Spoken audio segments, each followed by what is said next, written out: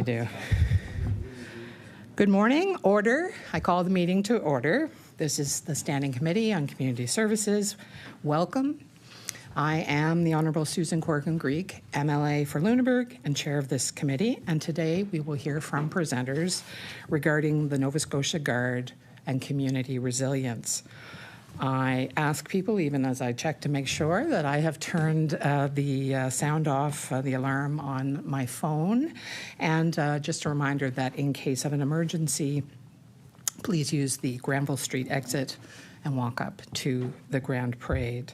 I feel we would be very well marshaled by the leadership of the Nova Scotia Guard should that occur. I will now ask committee members to please introduce themselves for the record by stating their name and constituency, beginning on my left. Good morning, I'm Brad McGowan, the MLA for Cold Harbour Dartmouth. Good morning, Brian Wong, Waverley, Fall River, Beaverbank. Good morning, Tory Russian, MLA, Cumberland South. Good morning, Kyle McQuarrie, MLA for Inverness. Ian Rankin, Timberley Prospect. And I would also like to note the presence of our Legislative Counsel, Aaron Fowler, and our Legislative Committee Clerk, Tamara Nusaba. So once again, the topic today is Nova Scotia Guard and community resilience. I'd like to welcome our witnesses, and I will begin by having everyone introduce themselves, and then we will return to the opening remarks. And just a reminder, the need to wait for the red light on your microphone to go on. It is always a show of the passion of our witnesses. They get a question and they, just jump right in. And occasionally we have to say, oh, just one moment. So if you can wait for me to recognize you when we get to questions later, that will help that go most smoothly. But if we can begin with introductions on my left. Thank you so much. Meredith Cowan, Executive Director of Planning and Preparedness for the Department of Emergency Management. Good morning, Neal, Alderson, Director of Nova Scotia Guard with the Department of Emergency Management. Bill Muirhead, Nova Scotia Guard, Pictou County. Maryanne, Wagstaff. I'm a member with the Nova Scotia Guard as well. I volunteered at the Long Lake Wildfire. Well, just one of the many thank yous that are owed to the Guard's efforts and membership. Well, now I believe there's going to be one witness giving opening remarks, and I would recognize Ms. Cowan. Thank you. Thank you so much for the opportunity to speak with you today about the Nova Scotia Guard. Nova Scotians have a long and proud history of caring for one another. When something happens, whether it's a storm, a fire, flood, or community hardship, Nova Scotians step forward. Helping our neighbours isn't something we have to think about. It's built in on who we are as a province. It's a quality that truly sets us apart and something we see time and time again in moments of need. Over the last several years, we've witnessed an increasing number of events that place strain on individuals, families, and entire communities. With each event, one thing has remained consistent: Nova Scotians are eager to assist. People show up with tools, food, energy, and compassion, ready to pitch in however they can. But as heartwarming and valuable as that willingness is, it also presents challenges. We created the Nova Scotia Guard because we recognize the need to better understand and support spontaneous volunteers during emergencies. The truth is, the time to organize volunteers is not during a crisis.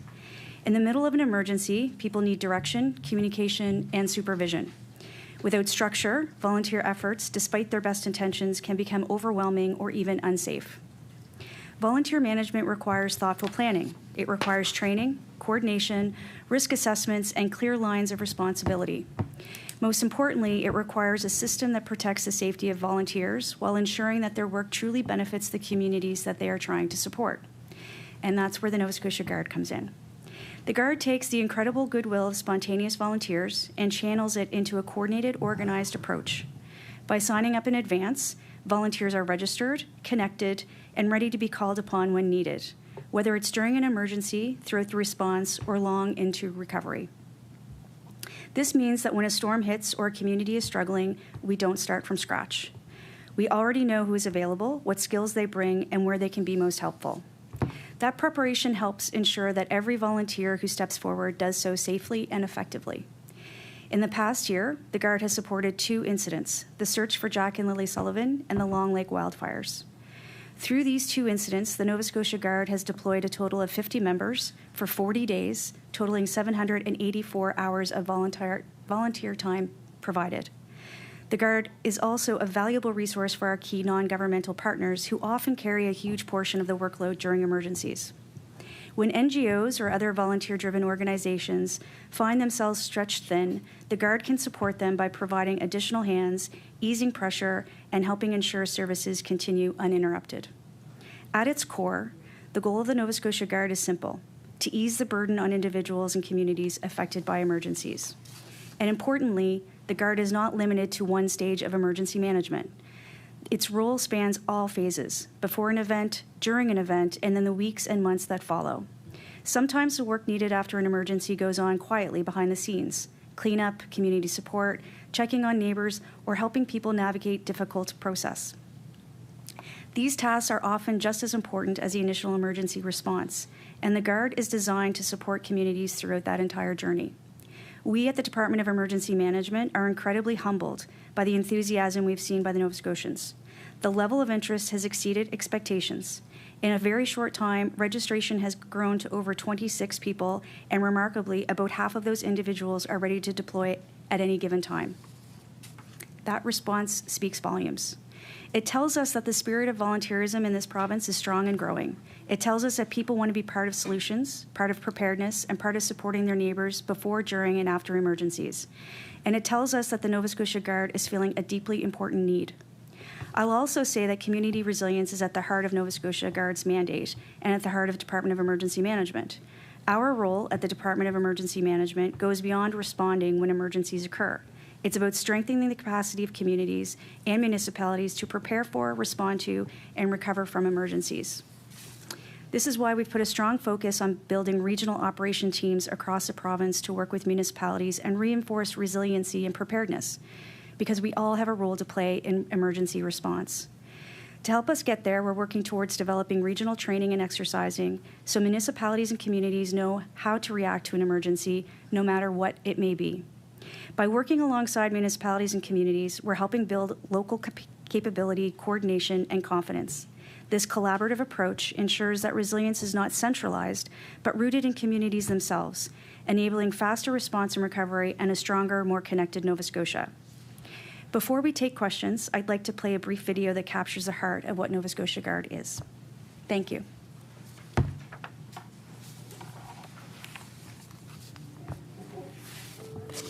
We're at work early Sunday morning as hurricane cleanup continued. Some crews have worked around the clock. Canada are being warned to prepare now for a big storm. Hurricane Fiona is coming with heavy winds. 60,000 Nova Scotians under evacuation orders. Hundreds of structures lost to the wildfire. He said that he's requested federal disaster assistance. The province now forced to rebuild again after a string of major climate disasters. 150 centimeters, a record snowfall fell over the weekend. Cars are stuck behind massive snowbanks. Out-of-control wildfire burning in Nova Scotia's Annapolis Valley grew to roughly 3 square kilometers in size on Thursday. A rapidly growing wildfire in the heart of Nova Scotia's mainland has doubled in size. So far, the flames have forced more than 1,000 people from their homes.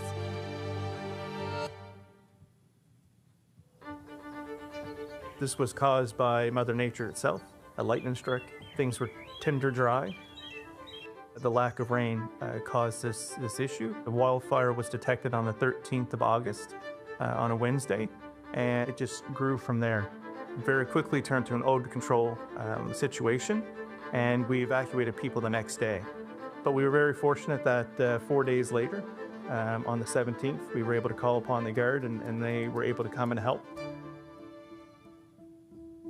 Hi, I'm Andre Kino, and I volunteer for the Nova Scotia Guard. Hi, my name is John Buglis. I'm a volunteer with the Nova Scotia Guard. I'm Maryanne Wagstaff. I'm a volunteer with the Nova Scotia Guard. Hi, I'm Ron Lowen. I'm a volunteer with the Nova Scotia Guard.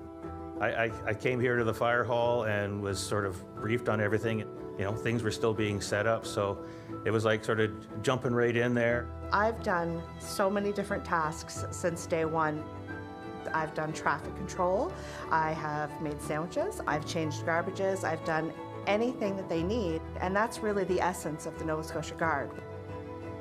I think the first day we started at 17 volunteer firefighters we were feeding, and then when natural resources and stuff got involved, we jumped to 80, 150, 280. So that stretched our little community pretty thin. So Nova Scotia Guard has come in very early on in the game and helped with all sorts of different jobs. So important things that maybe would be hard to pull firefighters and people off of that do need to get done. I'm so proud of the work that we're all doing. And every time I leave, I'm inspired to do even more. The only skill you need to volunteer for the Nova Scotia Guard is caring. That's it. You just need to care. When I put on the Nova Scotia Guard vest, it gives me a sense of pride, and it lets people know that they can come and ask me for help. You know, when you're seeing people at their worst, you know, going through some pretty rough stuff, to be able to be there even to comfort them or to offer them a bottle of water, it's a good thing. Every place should have a response team like Nova Scotia Guard. Every place should have it because of disasters, because you always need to be prepared. Whenever a disaster strikes in an area, whether it be missing persons, a flood, a wildfire, everybody thinks, how can I help? But you don't really know how to help unless you know someone directly affected. Nova Scotia Guard is the way that we can get into the community and find our place to help. You need multiple resources during an event. This is one way to bring those resources together for a quicker response time. Everyone can bring something to the table. There's something for everybody. Nova Scotia Guard is neighbors coming together and helping neighbors. It's a valuable thing to have for the province. It's a way to organize the generosity of the public so they can come in and help and feel like they're being effective. You do whatever they ask, and on your way home you get to reflect and say, geez, that really helped out, you know. And it might have been small things, but small things can add up. As tired as you can be, sometimes you go home and it's like, there, I did something to help.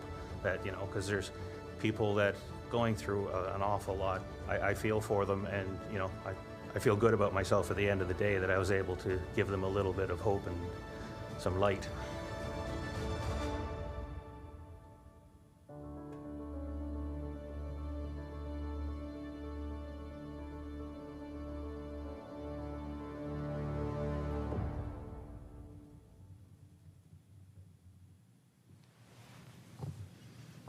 Well, if that doesn't have our heart pumping this morning.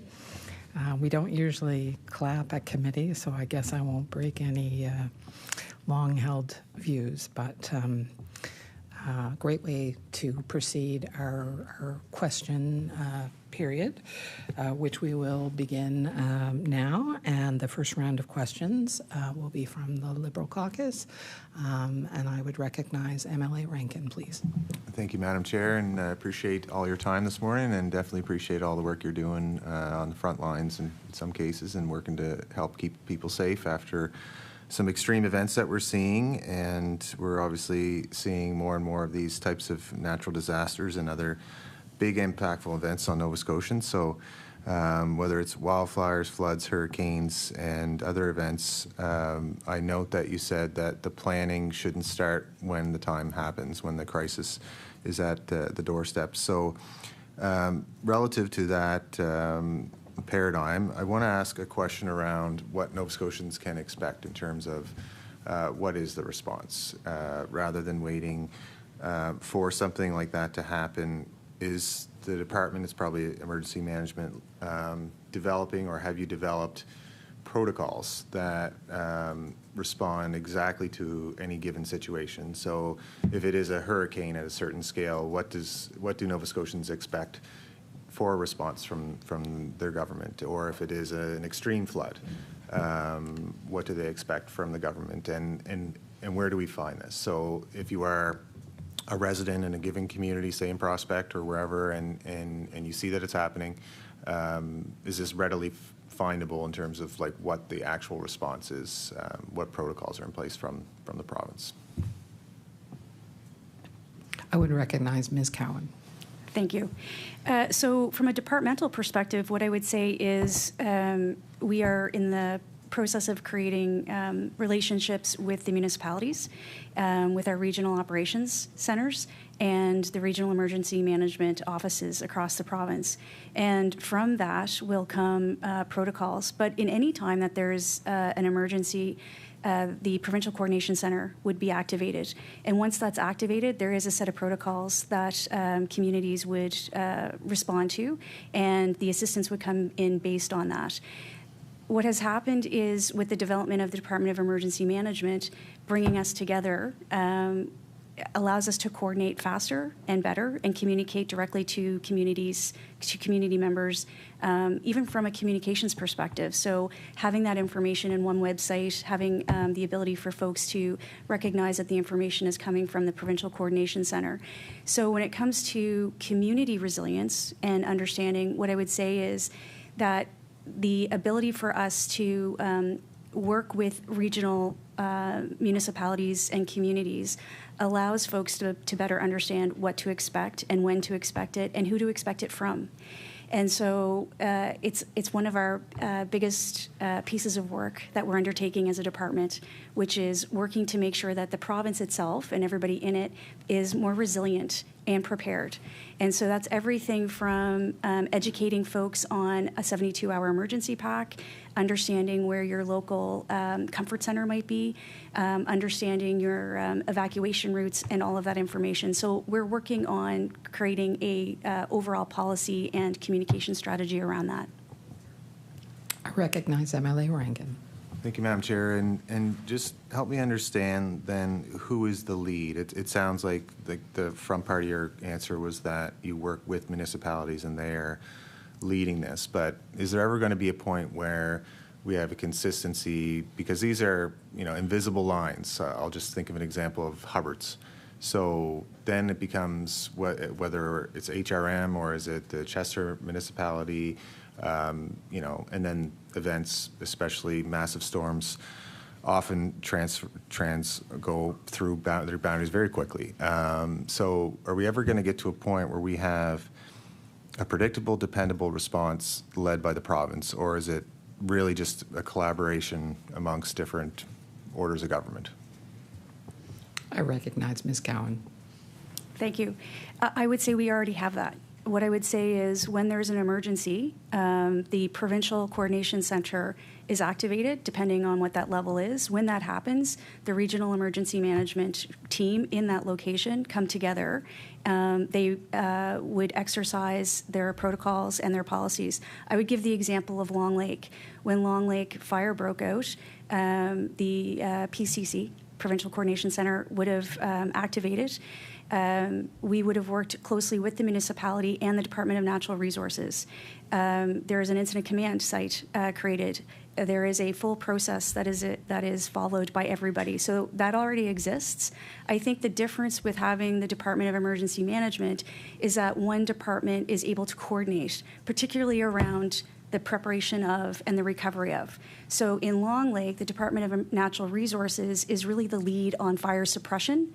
Department of Emergency Management is able to help with things like structure protection units, the Nova Scotia Guard being pulled in, and recovery. So it allows the lead department to work to do what they do. In this case, would be fire suppression. It allows the Department of Emergency Management to work with the experts in incident command and the community regional emergency management offices to come together to follow those policies and standards. I recognize MLA Rankin. Thank you, Madam Chair. That's helpful. And then, who is the lead in terms of triggering monetary support? So do we have a protocol that if you have no water, dry wells, or if your food is spoiling because you have no power for multiple days, or you need, in the fire situations, and many times you're fleeing your home, you need a support from a hotel. Is there efforts to look at a predictable response and what Nova Scotians can expect? So as an MLA, we just always get bombarded, obviously, of, where can I get this support? And often government does step up. Often there's applications for federal funding, but I think those first days are critical to help with the anxiety that Nova Scotians have when, God forbid, they don't even have a home to go back to. But there's a myriad of different supports that come out, and sometimes it requires a full press conference with the Premier participating days after or longer. So is there efforts, I think, my question is, will there be protocols so that hurricane happens, you lose power, you get this, or other types of events and corresponding support? I recognize Ms. Cowan. Thank you. It's a great question, and it is something that has come to light as a Department of Emergency Management. I think historically, I'm going to go back to before the Department of Emergency Management, there would be a lead department on an event, and that department has a subject matter expertise in managing whatever that is. If it's a flood, it's Public Works. If it's a fire, it's Department of Natural Resources. And they are very much dedicated to addressing that emergency. When the Long Lake fires broke out, we looked back at the 2023 wildfires and where there were some gaps, if you will, and criticism on how government responded. And one of those, to your point, was financial assistance not coming in at a timely manner. So within the first 7 days, we were able to come out with a financial assistance package for all evacuees based on how many days that you would be out.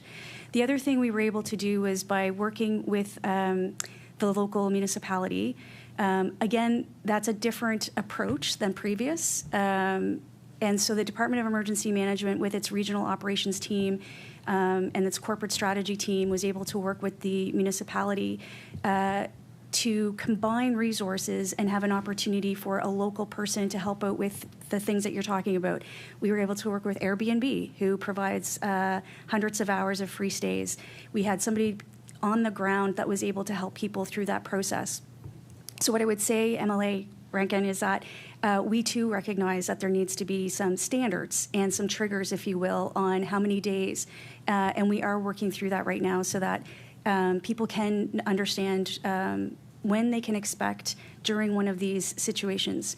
The other thing that complicates this at times is two factors. One would be insurance and whether or not a homeowner has insurance and what we can and can't do. Sometimes the province coming in to help can sometimes then impact their ability to access their insurance. So we walk a fine line there. And then there's the disaster financial assistance agreement with the federal government, which you would be aware would kick in once we hit a cost, what I like to call our government cost of just over $4 million. And then there's some very standard, straightforward, what the province can apply for and communities and individuals through that program. So, but no, we would agree, and it's one of the things, having a specific department that is working on preparedness and recovery for emergencies overall. So when DNR leaves and the fire is out, there's a tremendous amount of work left to do. And we recognize that this department takes those things on, so we're working through how we can address those in the future. Thank you. With 3 seconds, I guess I know the MLA for Timberlea Prospect is very talented, but 3-second question is pretty hard. That is on the record. We will now move to questions from the PC Caucus with 30 minutes for this segment. And I believe I am recognizing Emily McGowan. Or sure. Well, oh, sorry. No, Emily Macquarie. I'm looking for a nod. Looks like maybe you don't recognize us. So thanks for being here, and especially volunteering your time again. Now that you're a movie star, maybe your time is crunched a little more, but thank you for being here, and thank you for volunteering and helping all those people. For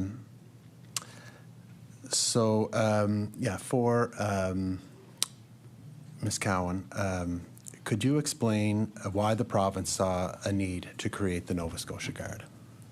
I recognize Ms. Cowan. Thank you. I would say that we as a province have been facing more and more emergency situations, generally weather-related over the last number of years.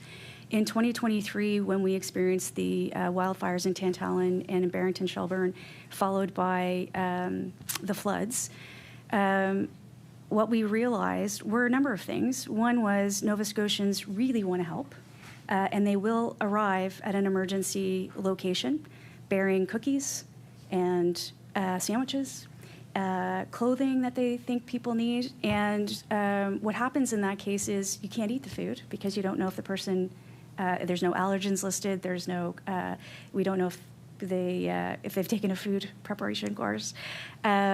We ended up after those emergencies with a significant amount of support that we then had to address. So how do we get rid of all those clothing pieces, all of those extra things that people really felt motivated and inspired to provide?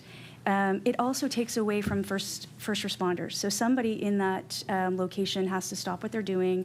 I recall the examples in Tantallon where firefighters had to take off their full gear as a person from the community came over with a box of things for them. So what we recognized was there's an awful lot of heart and soul in this province. And when they are motivated or inspired to help, they literally get in their car and they hop down and they do what they think is best. It's really intrinsic to who we are as people. And we recognized that we needed to wrap our arms around that desire and create the opportunity to manage it in advance of those events, during those events, and after those events. The other thing I would say is that there's a lot of little things that come up, and you saw that in the video. I go back to the Jack and Lily Sullivan search. The Nova Scotia Guard was asked to go down and assist. It was our first deployment. And there were a lot of questions of whether the Guard members would be assisting with the actual search, and that's no. But what they did do was move cars. They ran lunches and food. So we did partner and bring in the Salvation Army and their food trucks to feed over 145 ground search and rescue folks, but they can't leave that site to get food. And so traditionally what would happen is a team would then have to become food runners, taking them out of the woods, taking them away from the search.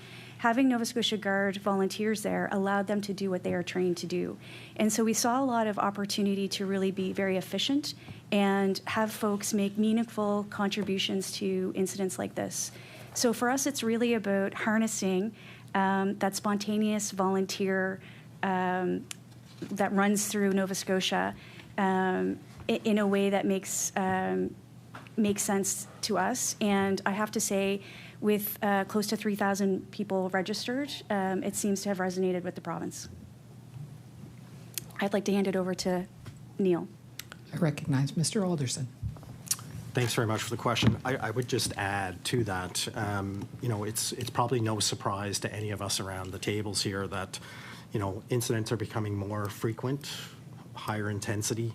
That's also putting a strain on a number of the NGOs, the Red Cross, the Salvation Army, who often get activated when these incidents happen. And I think one of the great things about the Guard is we're able to support those NGOs. And that's something that hasn't been there before the formation of the Guard. So for example, if the Red Cross was ever in a situation of opening a shelter for an extended period of time, it's all volunteer driven. Now they have the ability to call upon members from the Nova Scotia Guard to come in and support them. So it's a benefit to those NGOs who are, in some cases doing a lot of heavy lifting to support communities as well. I recognize MLA Macquarie. So what does that collaboration look like with the NGOs? How are they supporting them, like in detail with their services? I recognize Mr. Alderson. It can vary depending upon the NGO and what their service, but the example, I guess, would be, I keep using the Red Cross because we've done some training and exercising with them, an example of setting up a community shelter. Time is normally of the essence. They want to get it set up quickly. Our Guard could come in to help set up cots, with some general logistics of moving boxes from the van into the community hall or wherever the shelter is set up. And just kind of those, again, I always say in an incident, there are always lots of little jobs that pop up at the last minute that are not planned for, but you have to have a plan for them so that they don't become a big incident. And I think the real beauty or the part of what the Guard does is to take care of a lot of those little jobs so that they don't become a big job. And as my colleague said, take first responders away from actually dealing with the emergency at hand. I recognize MLA Macquarie. Yeah, I'm wondering now what it looked like before the Nova Scotia Guard. What kind of gaps were there, and you know, how did we fill them? I recognize Mr. Alderson. Obviously, prior to my time being in the department, but it would have been on those NGOs to come up with a solution in the sense of, again, I look at some of those other national organizations like a Red Cross, where they would bring in people from other parts of the country or other parts of the province. I know that happens on a regular basis with a lot of those NGOs, especially when you look at it from a national level, like a Red Cross who, you know, they were activated in Manitoba with a number of the fires that were going on there. I know there were probably some people from this part of the country that went out to support that. At the same time, they were supporting the fires here in Nova Scotia. So, you know, it puts a strain on their volunteers. And again, I think the opportunity now is that they don't have to do it on their own, I guess is the way that I could put it, is that we can be that helping hand when they need it. MLA Macquarie. Thanks. I'll pass that on to MLA Wong, please. I recognize MLA Wong. Thank you, Chair. Just a point of clarification. When Ms. Cowan was, when you were doing your introduction, I think maybe there might have been an error. You can clarify. I think you said there were 26 people that had signed up for Nova Scotia Guard. I'm just wondering, and I did look at Hansard, so I just wanted to clarify it to what you meant, if that's what you meant, or for Hansard. I recognize Ms. Cowan. Thank you for allowing me to clarify that. It's 2,600. Thank you. With about 1,500 deployable at this time. Okay, thank you. Thank you. So Thank you. MLA Wong is also excited today. I recognize MLA Wong. I know the video really highlighted volunteers, and we have 2 volunteers here, and thank you for being here. But could you maybe speak about the experience, the feedback that you've gotten from volunteers around the province with Nova Scotia Guard? I recognize Ms. Cowan.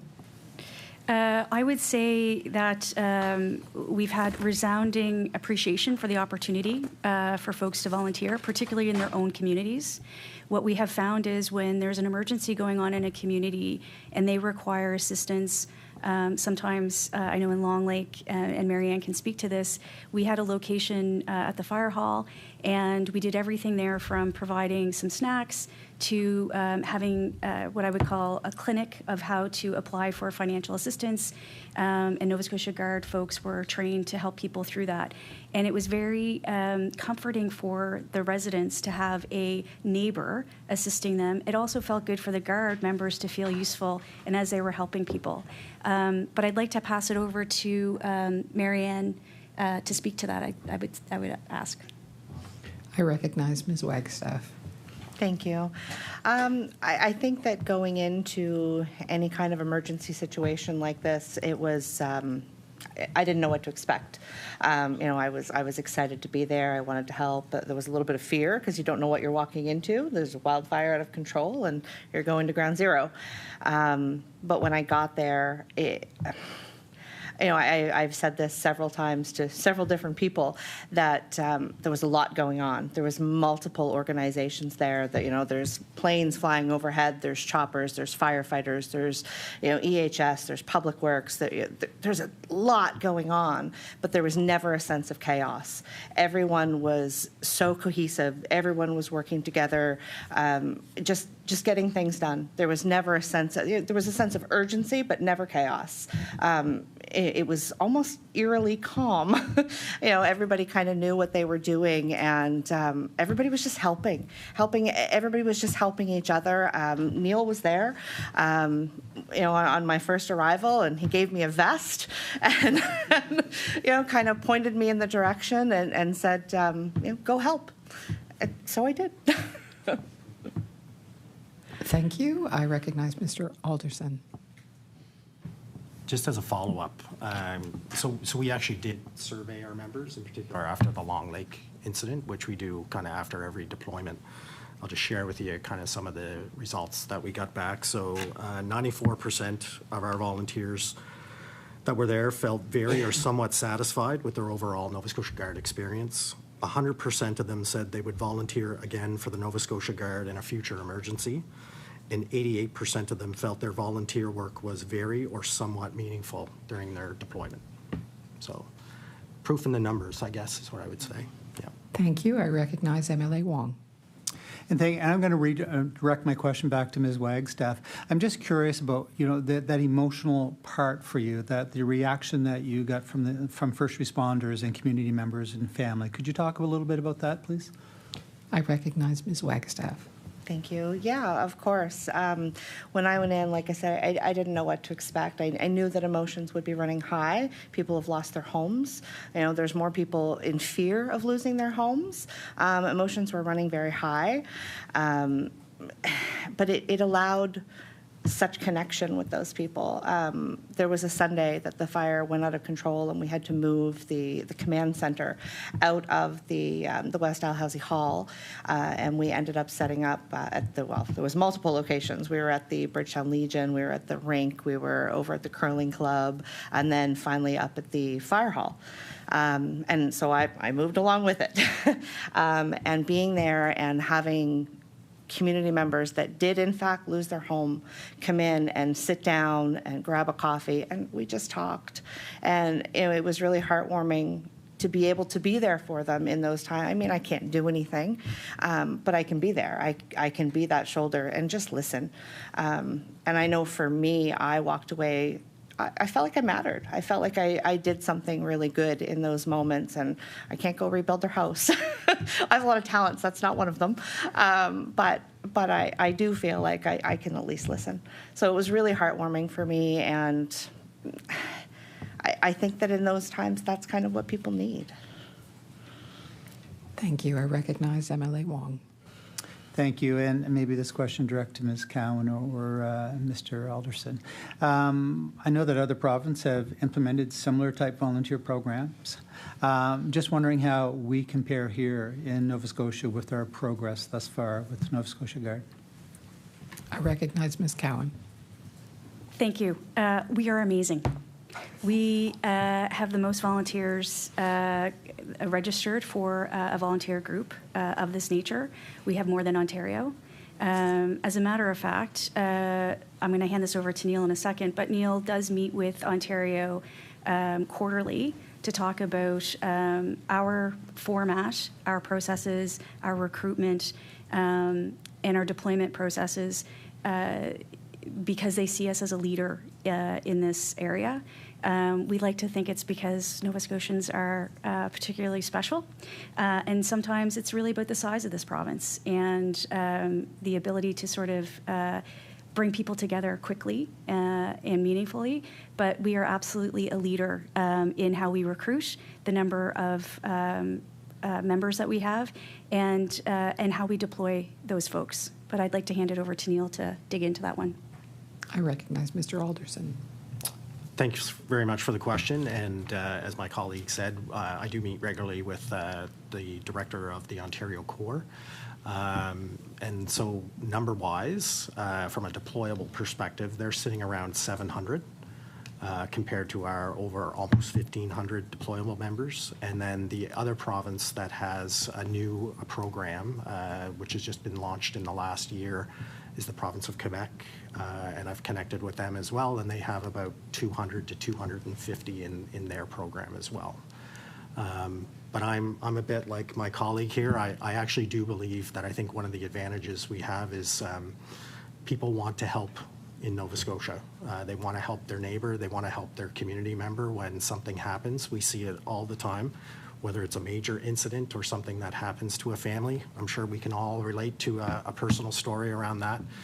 And I think Maryanne said it in the video. I think one of the great things about the Guard is that it organizes it in a way that for those people that want to help in the community, there's a way to do that that's organized, that's not adding to the chaos, and ensures that it's actually making the impact that it's designed to do. I recognize Emily Wong. Oh, I recognize Emily Rushton. Thank you very much, Madam Chair, and thank you guys for being here today. Thank you for volunteering. I come with a background of 21 years in the fire service. 17 of those years are as a chief officer. And I can tell you, locally, you have an auxiliary that would step up in an emergency. 2003, I believe it was, our town was flooded for a whole week. And those resources do deplete. So the Guard is an important role that is filling a lot of gaps.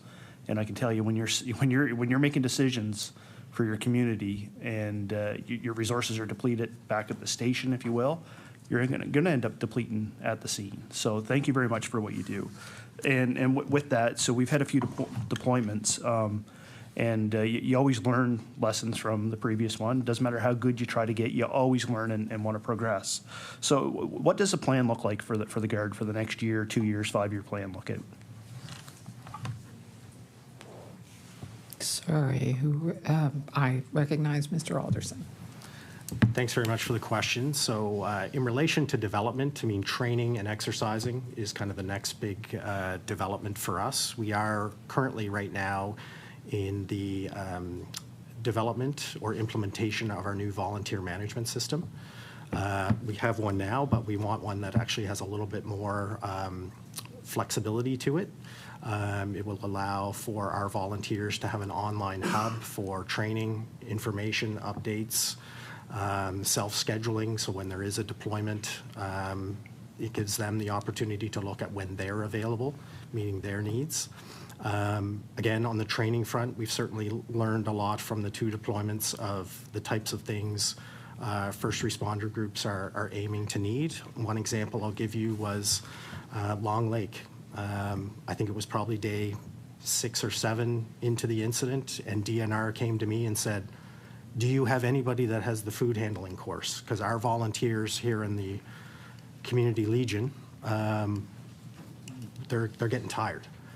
And so I was able to look at their members in the region to see who had a food handling course and support DNR to bring in the volunteers that had that.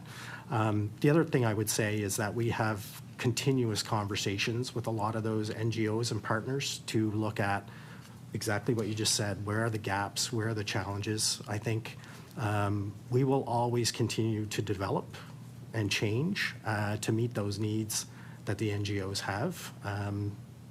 Incidents happen all the time, and each one of them are different. So I think part of the opportunity for the Guard is to continue to change and how we continue to meet those needs. I recognize Emily Rushton. Thank you. Thank you for that. And I guess when you're speaking about training and response, are there pockets of the province that may be underserved with emergency planning? And if so, is there a plan to have those communities resilient when there is an emergency that comes through in communication? Because as our population grows, we do know that there can be some barriers. So does the Guard have a plan how to handle that? I recognize Ms. Cowan. Yes, we do. What I would say is in the organizational chart of the Department of Emergency Management, the outreach team has a dotted line into the Nova Scotia Guard. So Neal and team work very closely with our regional operations team And we are working on a strategy on, first of all, we look at the stats, geo-targeting, what the number of volunteers are in each area and what their skill sets are. With the outreach team and the exercising and then the partnership with training opportunities, we'll be able to go out there and encourage folks to bring in, sort of promote the opportunity to train in those areas. We feel like that's a bit of a funnel, if you will, into emergency management overall. So we would know then in all areas of the province, with the 6 regional operation centers that we'll have, that they will be well supported by a good volunteer base that the Nova Scotia Guard can deploy when required. And they, in turn, could be supported by the Regional Operations Centre in their area for training, opportunities, exercising, all of those things. So we really see the Guard as integrated into the department in many ways, taking advantage of the training opportunities, the exercising, and all of those things. And we do see, and Neal can speak to this, but the plan overall is to give Nova Scotian Guard members an opportunity to go through a training process, if you will. So if you want to take Incident Command 200 or 300, that's something that we would assist with. If you want specialty training in first aid, food handling, when we were in the search for Jack and Lily Sullivan and the Salvation Army came, they had to bring folks over from other provinces to fulfill the food making. We could have had those with food handling courses sort of fill in those gaps, save the money of bringing people over. So there's absolutely a plan to do that. And we feel that the Nova Scotia Guard and that volunteer base is really integral to our success in the department of being able to help at the community level. But I'll let Neal follow up on that. Mr. Alderson. I think the only other piece that I would add is I would say our volunteers are hungry for their training. Again, we did a survey, and first aid actually came back as kind of the first one.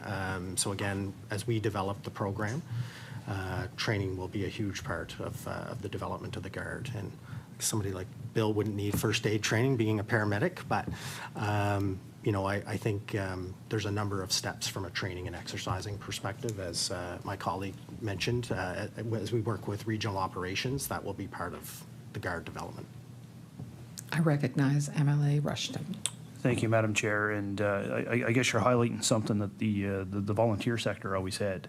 When you're going to volunteer for groups such as an emergency organization, you're building life skill development. You're getting training that can be utilized in your personal life. So there's other opportunities there. But when you are volunteering, you can also build a resume, if you will, while you're helping your fellow Nova Scotians. So that's a good takeaway for somebody that's volunteering. But I guess before I pass it off, I do have one follow-up question. So I spent a lot of time in Tantallon and in Barrington 3 years ago now, I guess, at the fire scenes. You always learn. You always have takeaways. You do regroups, whether that's a big scale emergency, small emergency. Big difference when I went to Long Lake.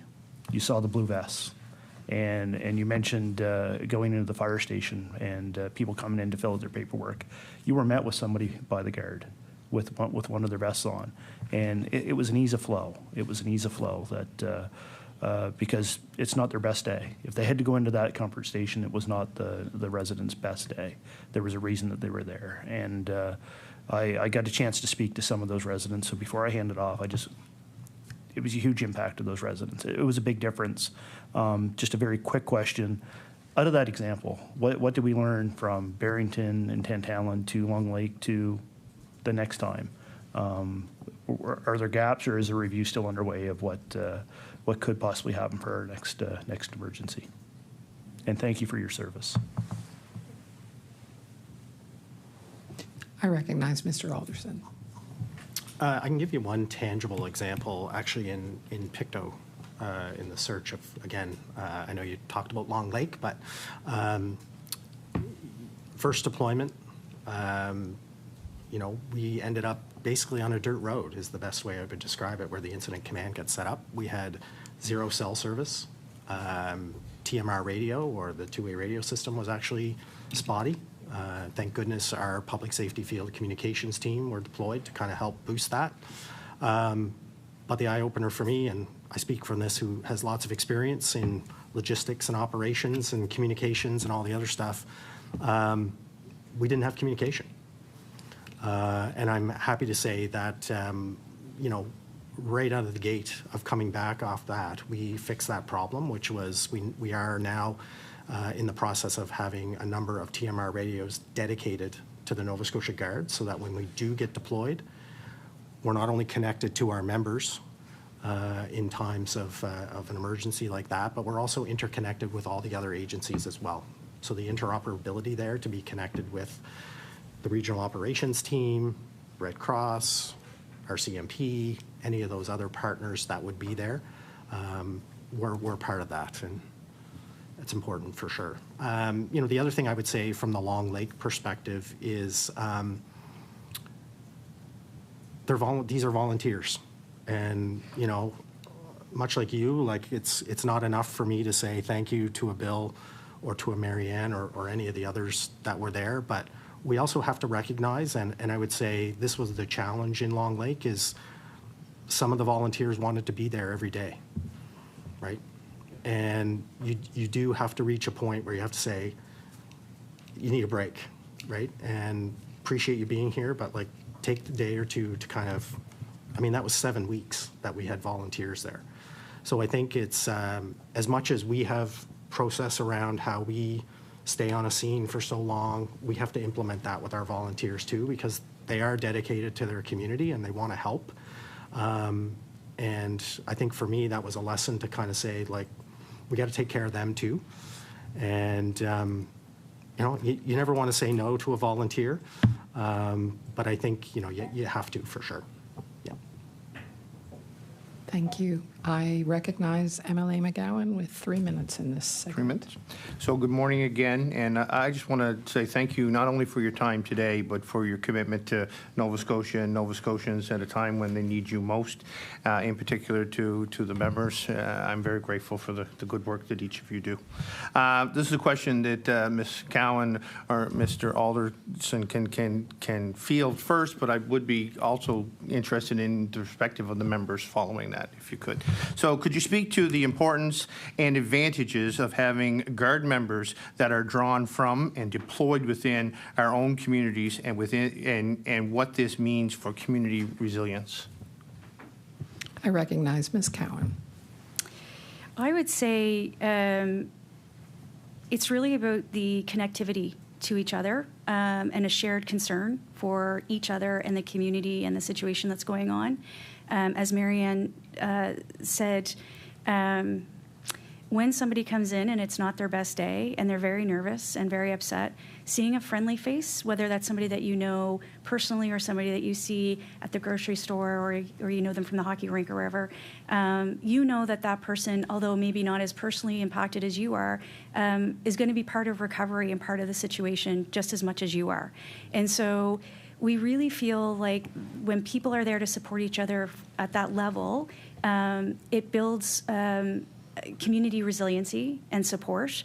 The other thing I would say is that the Nova Scotia Guard, through the Department of Emergency Management and through having residents at the grassroots level in these emergencies, innately creates resiliency. It gives people a sense of how difficult and complex their response to these are.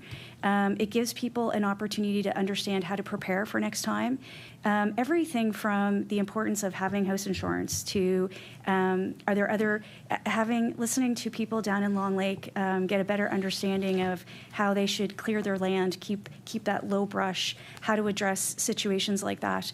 I dare say that there's nobody in Long Lake that doesn't now understand what their go bag is, and that they need to have their paperwork ready to go, that they understand that if they're being asked to evacuate, it may not be just for 8 hours or 12 hours. It could be a number of weeks, and preparing for that. I think there's a lot of learnings that come out of that, and I think having, 25 to 30 volunteers over those 7 weeks in and around those folks they're still in that community talking about the things that they learned and encouraging people to be better prepared. It also offers an opportunity for us to open dialogue. I always sort of talk about it as... I hate to be the person, the referee that has to call the end of time on this. Perhaps we'll have an opportunity if the PC Caucus so wishes to continue that line. But what we will do at this point is move back to the Liberal Caucus. In our second segment, we're going to provide 7 minutes to the Liberal Caucus and 14 to the PC Caucus. So if Emily Rankin, if you'd like to begin. Thank you, Madam Chair. And just want to go back to the discussion around protocol, and you use the word standards. I think that's appropriate to use. And I want to speak specific to search and rescue because it piqued my attention with the involvement with the search ongoing with Jack and Lily with the involvement of the Nova Scotia Guard. So what is the trigger when Nova Scotia Guard is engaged in that work? I think you said that you were asked, so would that be an ask from government, or what is the protocol to actually have Nova Scotia Guard involved? I recognize Ms. Cowan. So a request for the Guard to come in and assist in a situation would come through a request for assistance through the Provincial Coordination Centre. The PCC during the search for Jack and Lily was not activated, but still would take a request for assistance. And at that time, the RCMP, who were the lead for that event, asked for assistance, recognizing the physical location and some of the complications that they were experiencing around parking, around traffic control, things of that nature. Very rural area of the province, and as Neal had said, not a lot of cell access, so communication was an issue. So we were asked through that mechanism, and would always be asked that way. So government doesn't necessarily ask us to go in. It's usually a community or the incident command lead who would recognize that they need some additional supports, and they would put a call in to say, do you have folks in the area that are able to do that, and how quickly can you deploy those folks? And that's how we would respond. MLA Rankin. Thank you. And I just asked that question because we do have other people missing in the province. There is somebody in Cumberland in a rural area that obviously has people. If you have 1,500 deployable people, there has to be some up that way from Nova Scotia Guard. So just wondering, like, what would you rely on that request again, or would you actively go out and see that you can help? I recognize Ms. Cowan. So what I would say is the Nova Scotia Guard wouldn't actually do a search. So we would help if there was an incident command center where they needed assistance in whatever it is that they were doing. If there was a search ongoing, the GSAR unit, who was responsible for that location, if they chose and required some additional supports, they absolutely could call into the Department of Emergency Management, either through the PCC or a regional ops, and say, could you deploy X amount of people for this long? And we would absolutely go in and help them.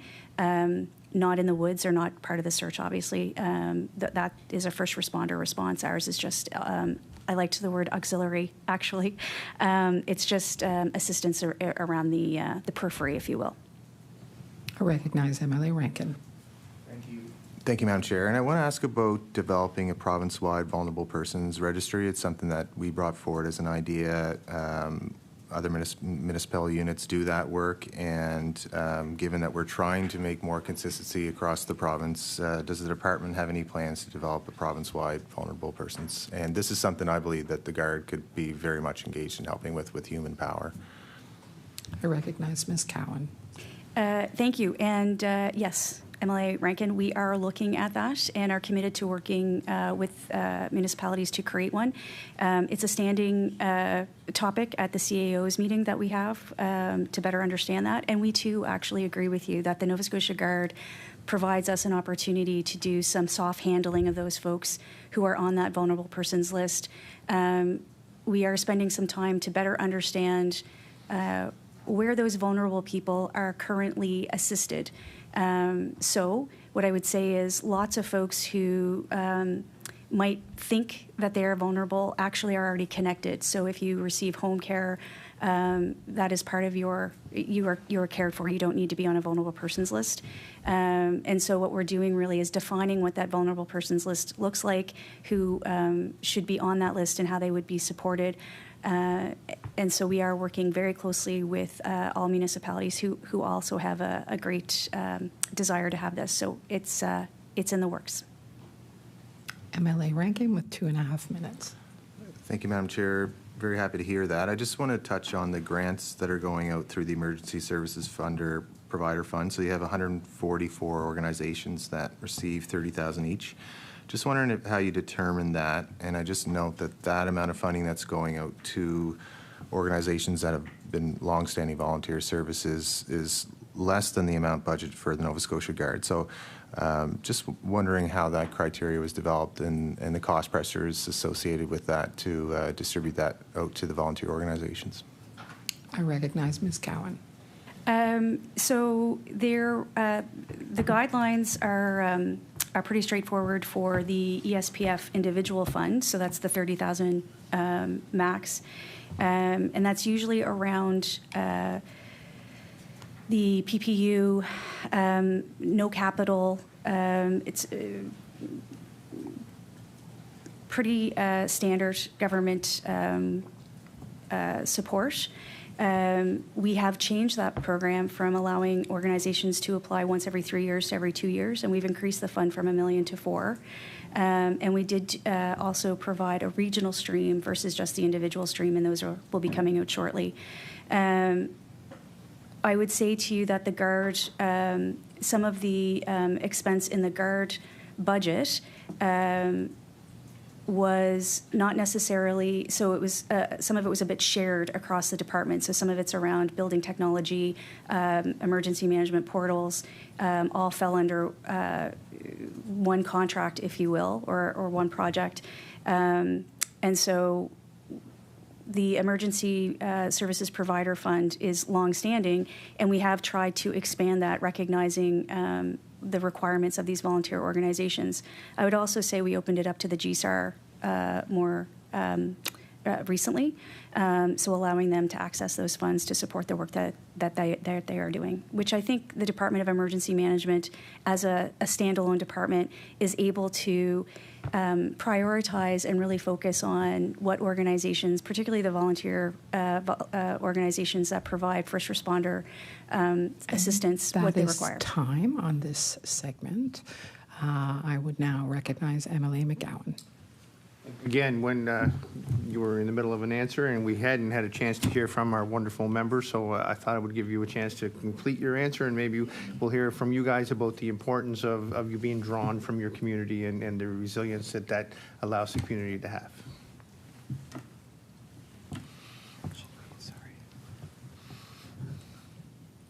Oh, I'm sorry, I was worrying about the time and not my duties. I recognize Ms. Cowan. Thank you. I guess what I would say is that there, just to finish, is that there is an emotional attachment to these situations. And before I hand it over to Mr. Muirhead, what I would say is it brings people together. And there's an opportunity for us in that moment of togetherness to really create a how do we get past it and how do we get past it better. And when you have volunteers, part of the community, that are doing that heavy lifting for you, the legacy that you leave behind is knowledge, experience, and the desire to do more. And that's really what the Guard can do. But I would love to have Mr. Muirhead speak to that, particularly he was our first Nova Scotia Guard member who showed up on our very first deployment and reassured me that everything was going to be fine. And so he has a lot to offer in this regard. It is quite a thing to be a definitive voice saying everything's going to be all right. That goes a long way, Mr. Muirhead. I would recognize you for your comments, please. Well, thank you for that. I have a long career as a paramedic in Nova Scotia Fire Service and as a police officer. So I'm used to working over a stump at 2 o'clock in the morning to do stuff. It's not the best way of doing it. And over the years, the different issues I've been called to, since the Guard have started, it seems to have all come together. At the first one, at Jack and Lily site, as Director Alderson said, it was a dirt road. That's all it was. And we had Lot coming in, we had Halifax coming in, we had Muscataba coming in, we had every search and rescue crews coming in, helicopters, dogs, police, you know, community people showing up wanting to help. And we were there to support everybody, and that's what we did. You know, I directed traffic, I hauled garbage in my truck. We did a little bit of everything. We didn't encroach upon anybody. And with briefings after that, it was smooth sailing, I would say, for the most of it. And as Maryanne has put it, sometimes somebody just needs a lending ear. You know, people need to vent, people need to be seen. You know, everything's going to be okay. We're going to do this, and that's what I find. So, when I'm recruiting people in Pictou County and wherever I'm at, I try to find people that are not attached to some other agency. Tell them if you can make sandwiches, come make sandwiches. If you're good at logistics, we'll put you in logistics. You can use a radio, we'll give you a radio. So that's what we try to do. That's what I try to do. And you know, I would like to thank the Premier for coming up with this vision of the Guard. I've had this thought in my head for years, and he got out and did it. And with the leadership of Minister Maslin and Director Alderson and Ms. Cowan, it's really come together. And I enjoy my time. I'm very proud to be a member of the Guard, and I'm fully invested. Even though I'm still working, I do what I can. But when I decide to probably retire, this is what I'll do as a second career, full-time, so. The chair isn't supposed to give a lot of commentary, but Nova Scotia's been very fortunate for people's idea of retirement and how active it can be. I would recognize Mr. McCowan. Again, thank you for your insight, and thank you for all of you for all that you do. We are truly grateful. At this time, I think I'm going to turn things over to MLA Macquarie. I recognize MLA Macquarie. Yeah, could you clarify if all municipalities have Guard members and which Nova Scotia communities currently have the lowest Guard membership relative to their population? Are there targeted recruitment efforts planned for those areas? I recognize Mr. Alderson. Thanks very much for your question. So the quick answer on that is I am happy to report that we do have Guard members in all counties across Nova Scotia, so tip to tip to tip.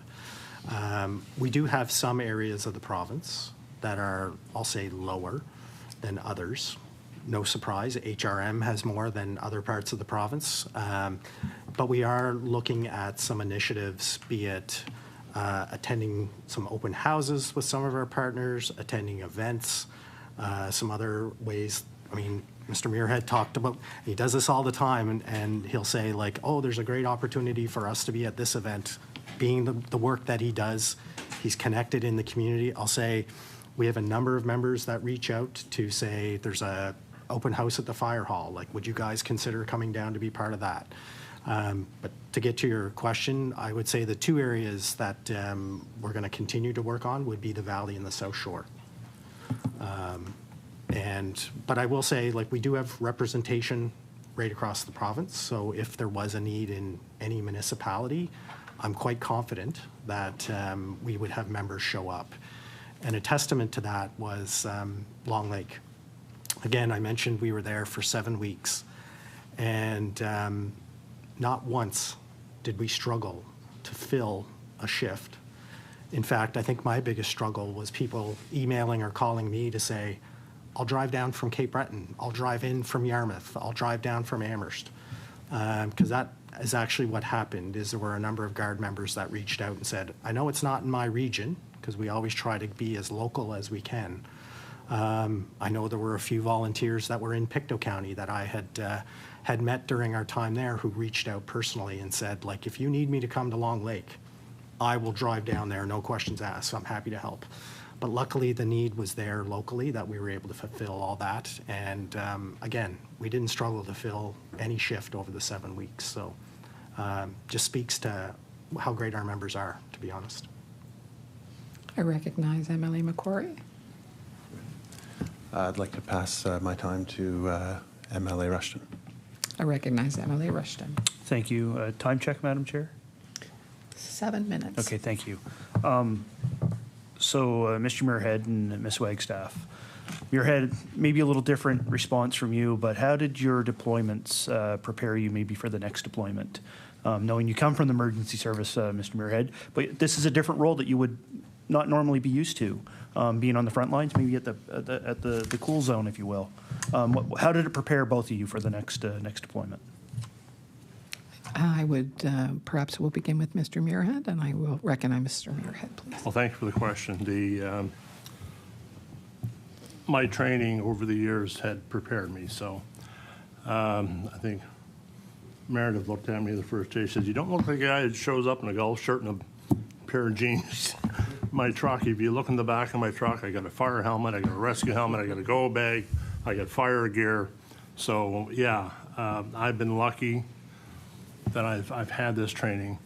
Now, on the deployment with Jack and Lily, yeah, it was a little different. But because my first job was traffic control. And yeah, but it kind of takes the pressure off that, okay, I'm just doing traffic, I'm good. But I always had in my mind what's going to be coming next. And Neal was great, Director Alderson was great briefing everybody, keeping everybody up to date. So it does help. And I'm very fortunate for the training and the experiences I've had over the years to prepare me to do this. Even though it may not be our front line stuff, I feel good about it. And I feel, and Meredith spoke about an emotional attachment. There was an incident at the traffic line that really took me back. A van pulled up, there's a mother and 3 or 4 children. And this woman pulled up and she rolled the window down. She goes, "Here's some home-baked cookies." I said, "Well, thank you." And she said, "This is from my daughter. She went to school with Lily and Jack." That was hard.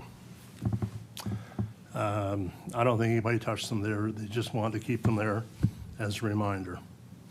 So yeah, that was an aha moment. So it was good. Thank you for sharing that. I would recognize Ms. Wagstaff. Thank you. I didn't have any formal prior emergency training going into the Long Lake wildfire, but I can definitively say that after having experienced all of that, my confidence in our province grew enormously. Seeing how all of the first responders showed up, worked together, the plan that they had in place.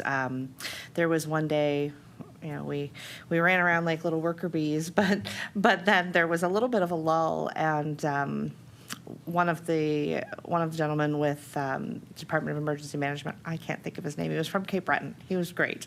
I had commented to him that you know, I was just so impressed by how everything was going, and he said, "Oh, you think that's something? Come with me."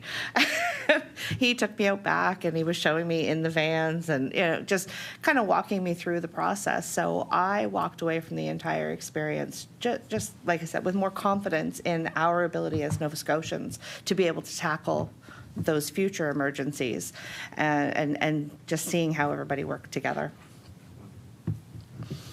Thank you. I recognize MLA Rushton. Thank you, Madam Chair. Too excited. Thank you, Madam Chair. Thank you guys for sharing that. And it leads to my next question for the department.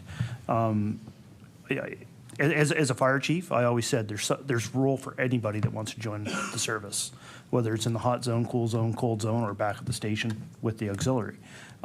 So is there a certain skill set that the Guard's looking for right now in the volunteers? And I'm asking this question if somebody's watching or reads later, like thinking, and they're on the edge of whether they should volunteer. Maybe I don't have the skill development. I'd like to hear it from the department rather than putting my sort of thoughts on that you should apply anyway. But what's the Guard looking for?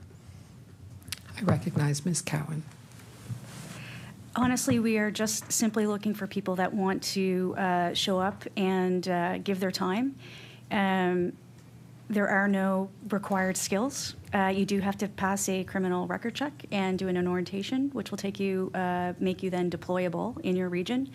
And you have to be willing, I guess, and that's what we find. I find in the Nova Scotia Guard, and we've been asked the questions around other NGOs, there's something about folks who maybe don't want to be committed to an organization week after week, month after month, attend lots of different things, but they do want to show up when they're needed in an emergency. And so it allows folks to take advantage of that. So we'll do the training for you. You can show up with some enthusiasm and the desire to contribute to the recovery or the help of your community. And we'll train you in any which way that you wanted to. There's lots of folks who will always do the welcoming center, walk people through some of the administrative processes, and then there's others that will go through the training process and perhaps become incident command folks or gather their hours to meet their IC 400. We do see it as a funnel of creating opportunities for people to train in emergency management overall, particularly in the rural communities, which then gives our REOCs and REMOs an opportunity to really meet the needs of their community during an emergency. I'd hand it over to Neal. I recognize Mr. Alderson with 45 seconds. Okay, thank you. I think the other opportunity is, as Meredith talked about, many people join the Guard because it's their first introduction into the world of emergencies, emergency management.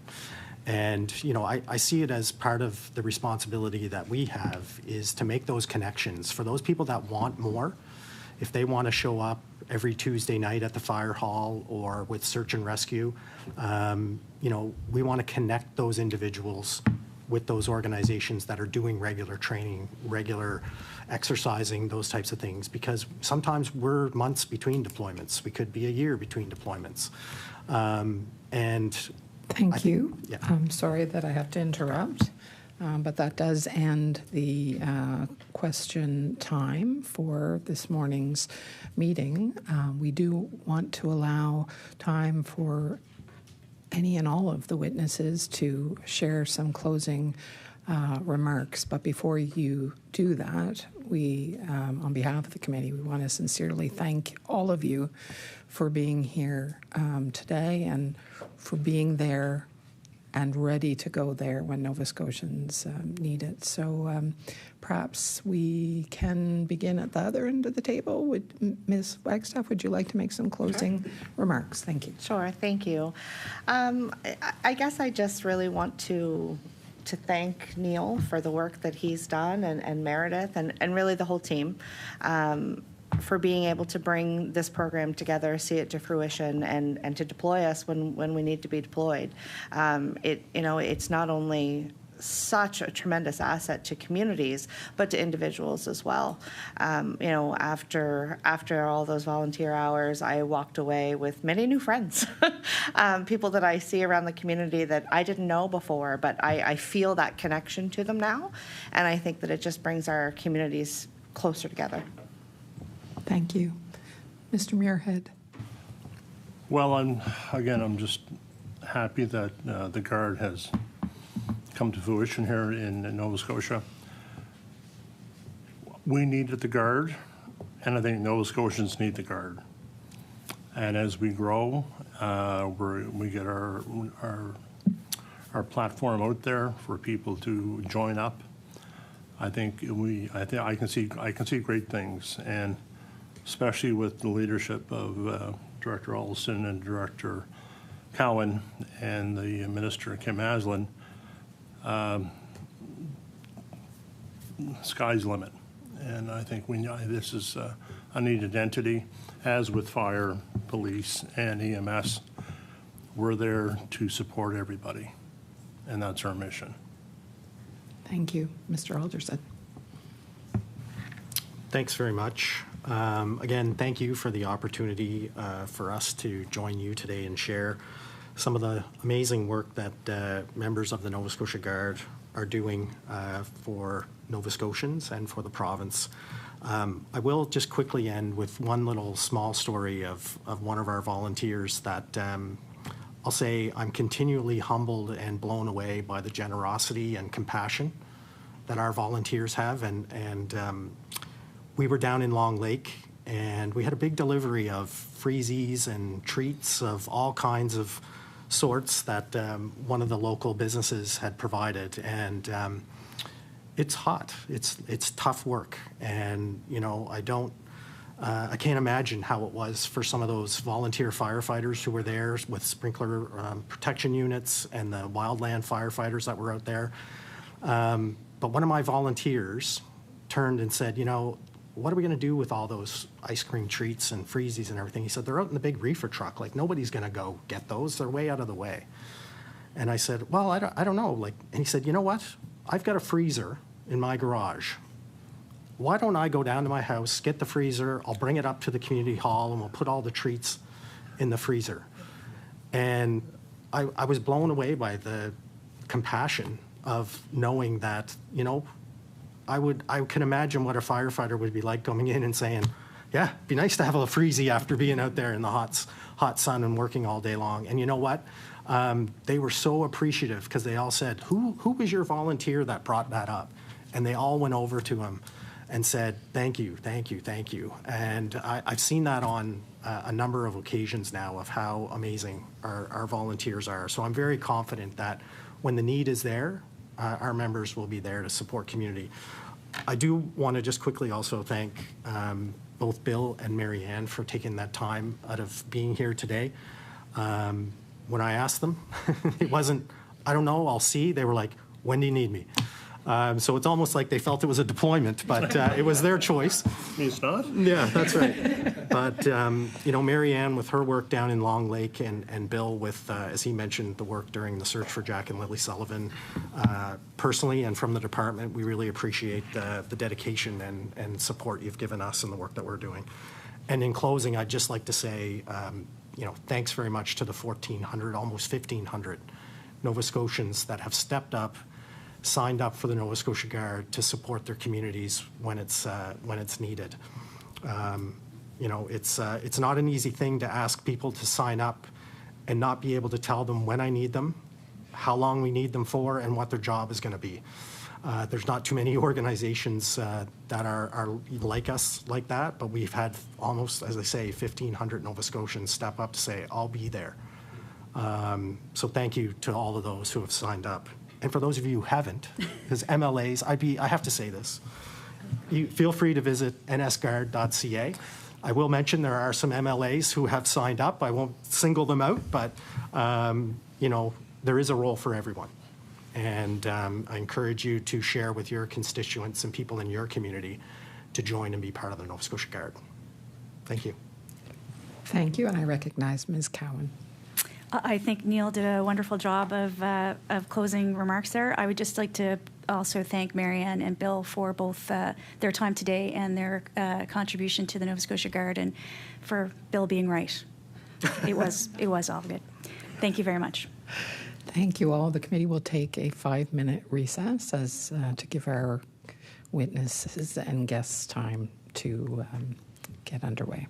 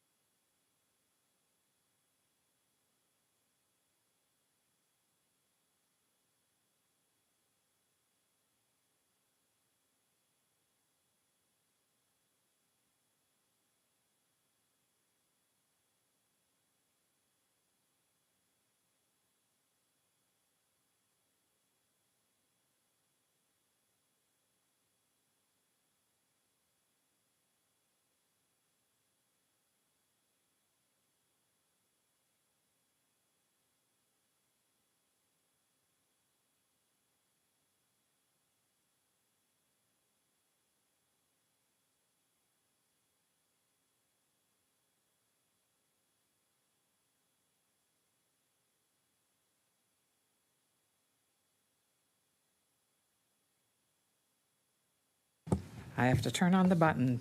Order. We now reconvene the meeting. We do have, I would note, a piece of correspondence from Deputy Minister Craig Beaton. It was in response to a request for information made during the December 2nd meeting. Is there any discussion on that information? And I would also ask if the committee would like to upload that letter to the website, if you wish that to be the case. Seeing no particular, we'll just accept that then for information. The next meeting is currently slated for April 7th, the topic being tenant rights under the Residential Tenancies Act, with witnesses including Dalhousie Legal Aid, Department of Service Nova Scotia, Nova Scotia Acorn, Nova Scotia Legal Aid and Rental Housing Providers, Nova Scotia. With that, this meeting is adjourned. Thank you.